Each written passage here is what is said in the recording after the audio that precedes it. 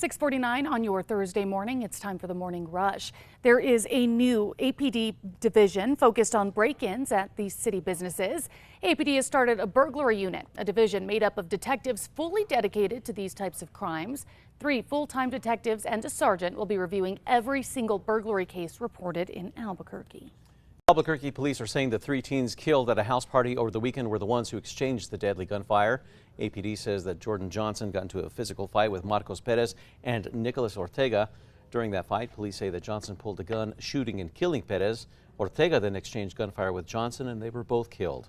APD says there are no other suspects. A suspect wanted by Albuquerque police for the murder of his ex-girlfriend has been found dead. APD had been searching for Julius Faleros since Sunday when they say he shot and killed 19-year-old Jasmine Lerma. On Tuesday, Faleros' body was found in the North Valley along with Lerma's phone. Police say the 20-year-old shot himself. Erica.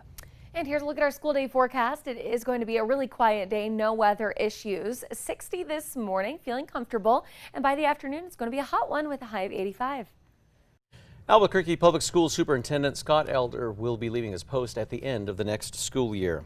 Now, Elder will officially step down after his contract expires on June 30th of next year. He originally started as the interim superintendent in 2020, but later took over the position long-term during the height of the pandemic in March of 2021. The city's flood control authority is continuing their efforts to clean up after recent heavy rainfall is pushing debris down the arroyos. The authority has been filtering out trash from the arroyos for years, keeping the debris out of the Rio Grande. The authority says the biggest problem continues to be homeless encampments, but the recent no trespassing ordinance has decreased the number of encampments in the channels. Well, this week, Albuquerque City Councilors approved an ordinance requiring food trucks and pop-up vendors to be registered to become part of an event. This comes after vendors who signed up for the events complained about the unregistered vendors showing up and taking up spaces. If the mayor signs off on the ordinance, it would then go into effect in the next few weeks. Erica. And here's a look at our threat index. It is lower today, as most of the state's going to be quiet, but we will see some storms in the Sangre de Cristo Mountains and Northeast Highlands. County commissioners have approved $7 million for safety improvements on a stretch of course from Blake to Gun Club that had 685 crashes from 2015 to 2019. The planned improvements include protected bike lanes, sidewalks, raised medians, and more lighting, as well as the possibility of a reduced speed limit. Construction is expected to start within the next year. The National Hispanic Cultural Center partnered with the American Astronomical Society and NASA's Punch mission to host a free public presentation. Those who attended were able to learn from different astronomers on how to properly view a solar eclipse. There are 2 solar eclipses happening in the next year. The first is set for October 14th. Millions of Americans are under quality alerts because of smoke billowing down from one of the worst Canadian wildfire seasons on record. Doctors have warned the most vulnerable, such as pregnant women, the elderly, and those with heart or lung conditions, to stay indoors. Erica. Check on traffic. Maps are clear, no accidents or slowdowns to report. Tracker is heading south on I-25 just past the Big I and looking pretty empty in that area.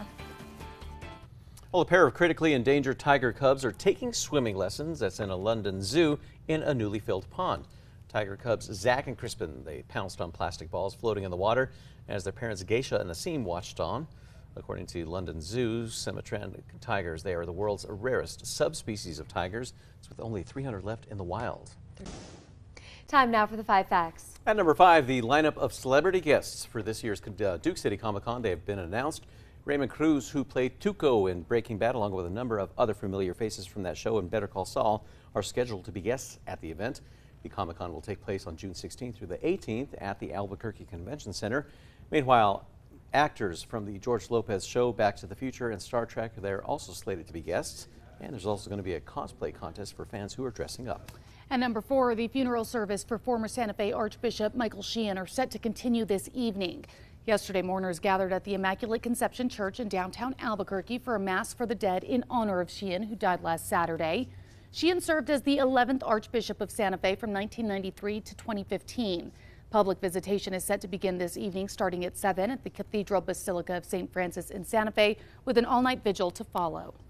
At number 3, it is going to be a drier and warm day. Here's a look at our busiest time of the day. Storms will be popping up this evening in the Northeast Highlands, and the rest of the state will stay dry.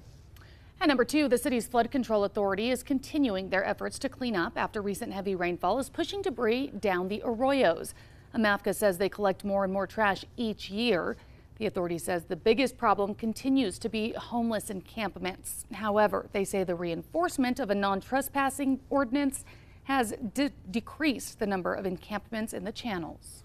And at number 1, there is a new division in APD focused on break-ins at city businesses. Albuquerque police admit that break-ins are a problem, but compared to last year, they say that they're actually seeing nearly 20% fewer of them. APD says that their new burglary unit is a division that's made up of detectives fully dedicated to these types of crimes. 3 full-time detectives and a sergeant. They're going to be reviewing every single burglary case reported in Albuquerque. You can read more about that story at alwaysonkRQE.com.